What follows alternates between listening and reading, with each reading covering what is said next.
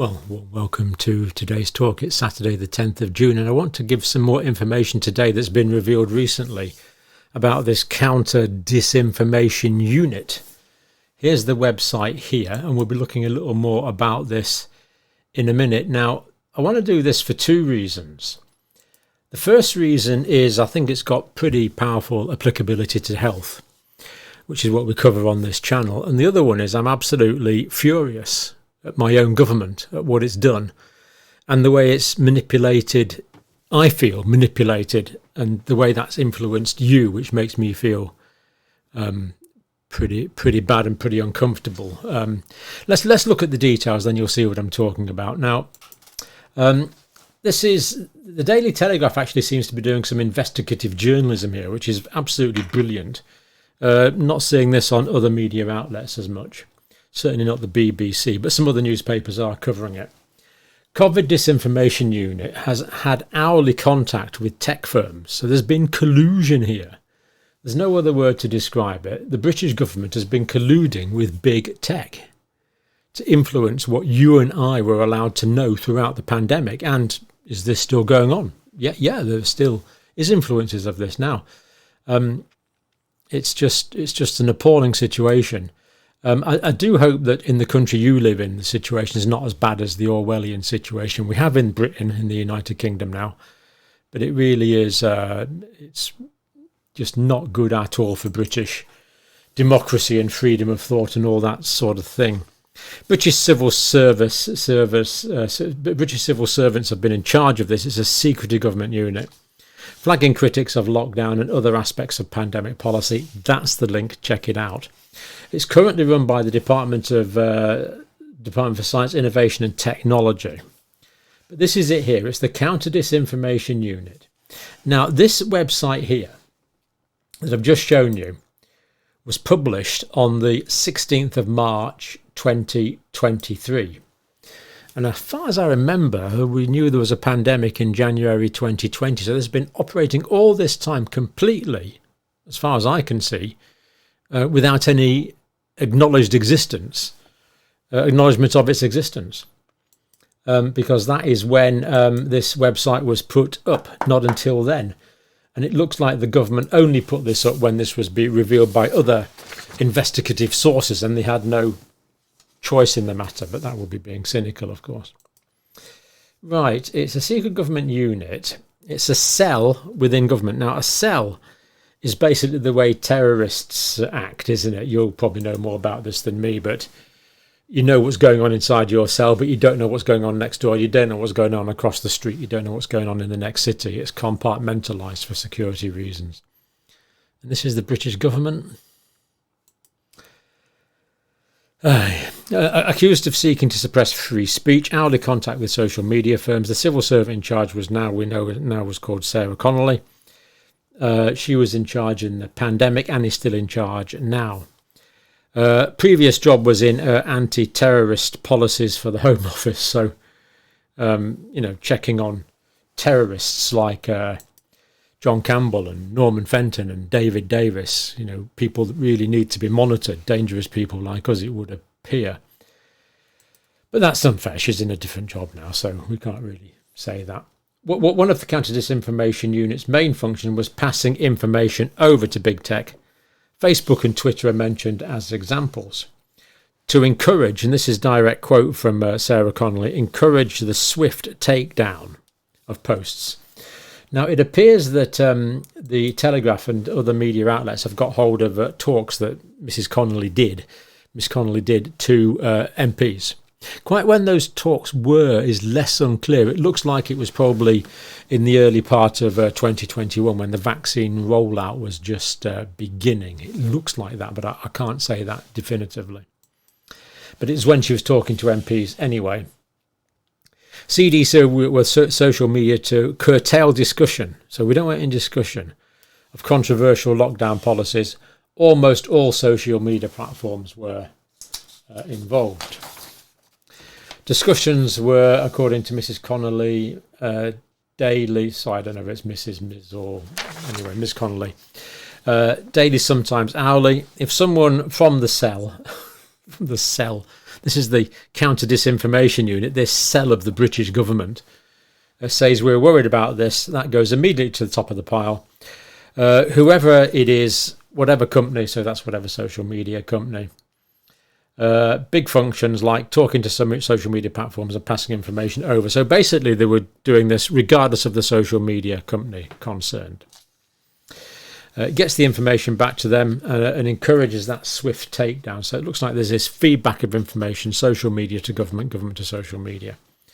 Encourages that swift takedown, the swift dealing with the platforms. So were the government putting some sort of threat or sanctions on platforms? We don't really know that. The cell has daily interactions with almost all the social media platforms. Now, David Davis is a pioneering MP who's been on this channel several times, and we plan to have on again, hopefully. We do have plans for that, but he's been on 2 or 3 times.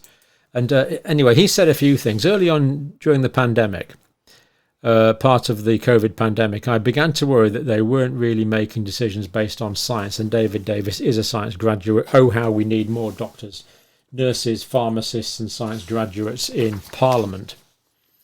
David Davis says a lot of the arguments at the time were not really between science and non-science. Well, what the heck were they?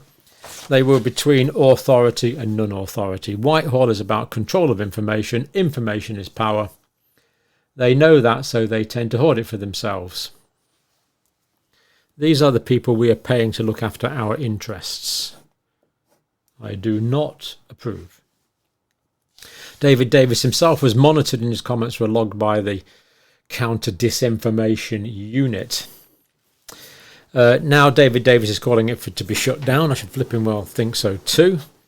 And for a parliamentary committee to investigate, I should also think so too. David Davis says it's the most paranoid wing of government is interfering in the democratic process.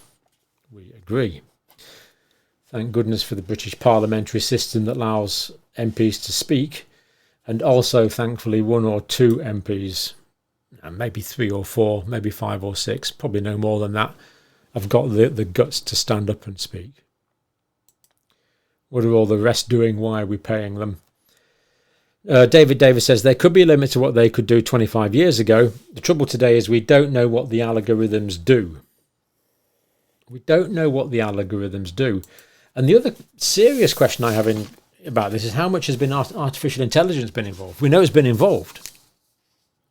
And the power of artificial intelligence is becoming increasingly obvious. David Davis again, we have no idea what deal they've struck with Google, Twitter or whatever.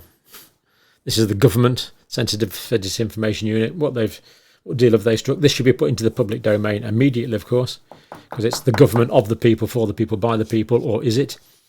And that's really serious influence on debate, not just in Britain, but across the entire world. This is a global problem. Parliamentary inquiry within the power of the biggest combination of power, access and speed now needed, so we need a fully powered, fast inquiry. BBC has also been accused of the broadcast arm of the government. And we have to pay for this. I don't know if you know, but if you live in the States, you won't know. But if you're in the UK, we've got to pay for the BBC. I don't know how much it is, but I think it's about £160 a year or something. And under threat of legal sanction. And then they treat us like this. It's just incredible. It's just incredible. But that is the current situation dictated by the law in my country at the moment. Now, there's growing speculation, according to the article, the CDC may have links to the intelligence services. Dear me, the intelligence services spying on its own people. The government confirmed last night social media firms taken down 90% of the referrals. So 90% of the time that this Counter Disinformation Unit reported posts, 90% of the time they were taken down. And that means you and I aren't allowed to see them. The debate is finished because the posts are taken down. Or they use the algorithms to downgrade the posts so they get low views. Now, there seems to be another group involved here. This one is called the Counter Disinformation Policy Forum. You couldn't make these names up, could you? Well, actually, some clever authors could make these names up. I couldn't, but a clever author, for example, I don't know, Aldous Huxley or George Orwell, maybe they could make up names like this, but I certainly couldn't, and I'm sure you would struggle as well. George Orwell was good at making up names. He probably could have managed names as absurd as this, but sadly, he's no longer with us. A group which included members of the BBC, tech companies, academic lobby groups, met at this counter disinformation policy. Of course, the BBC is protesting. It's whiter than white, as you would expect, saying they were only there in an observational capacity. But given that we've had cause to doubt the BBC in the past, maybe, just maybe, that makes people slightly less trusting of them now. Claims there was a climate of fear over anti-government reporting at the BBC. Current and former BBC staff, probably mostly former BBC staff, but we don't know. In those who suggested the BBC reporting lacked balance were apparently branded as dissenters. Counter Disinformation Unit takes a broad view of what qualifies as disinformation, so anything that didn't quite suit their taste. Mrs. Connolly addressing MPs, the most concerning types of anti-vaccine material. Oh, she was concerned about anti-vaccine material. Was that free debate or is it anti-vaccine material? What's the difference? Included discussions about the side effects and the speed of production. They didn't like that, did they?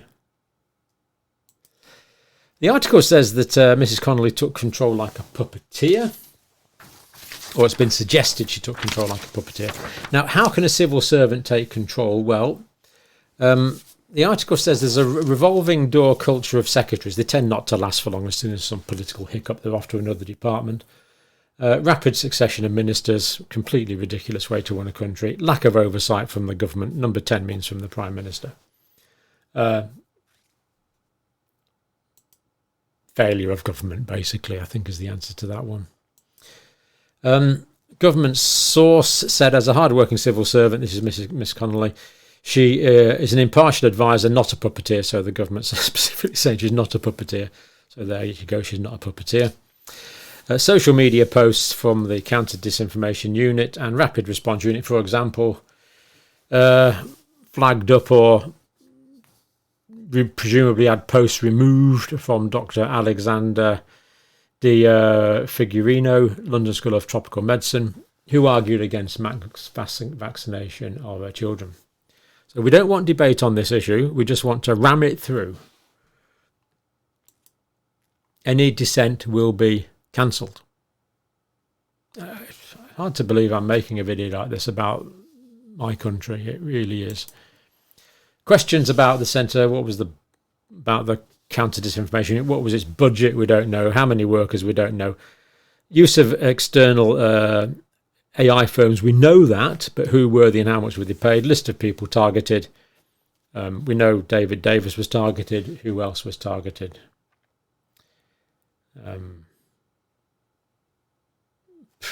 Many of us had social media posts removed, taken down, flagged.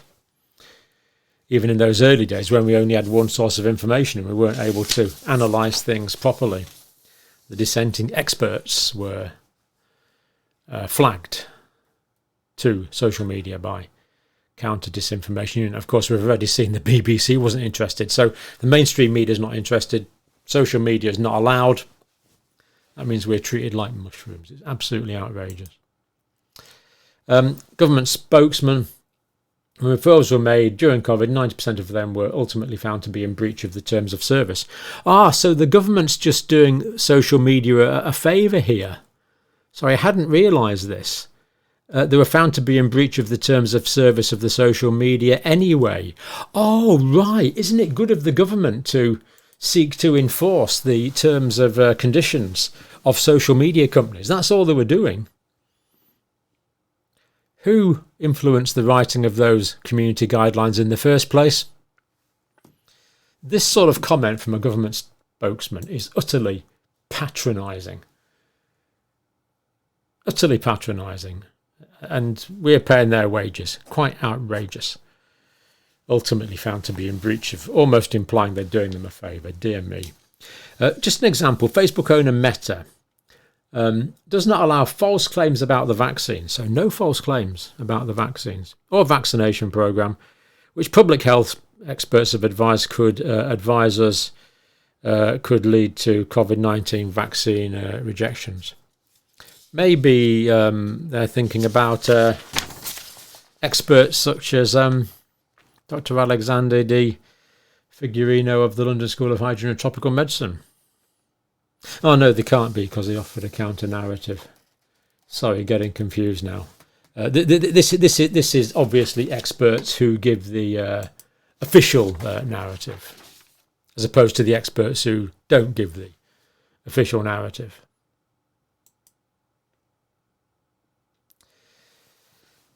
Public health experts.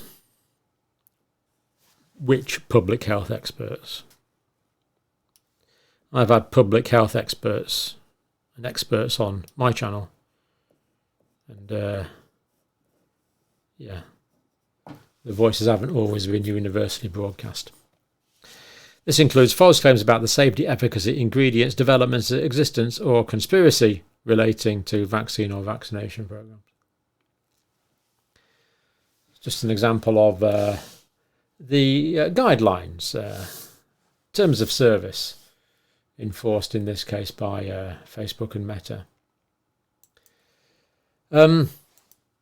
Yeah, it's a depressing day to be British, to be quite honest. Let's have a couple of posters. This is from the Ministry of Truth. We're not allowed to have doubts. How dare you have doubts? How dare you question me? Unfortunately, we have many, many barriers to transparency, which are all unwelcome. Sorry, it's a bit of a depressing note, but the point is, if we know about this, then we at least we're in a position to argue against it.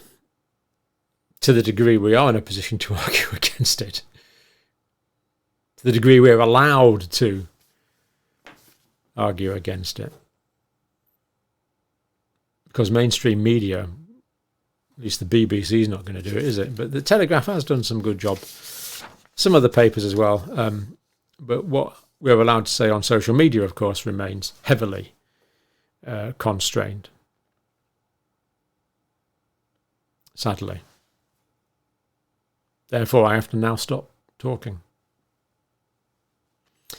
Sadly. Thank you for watching.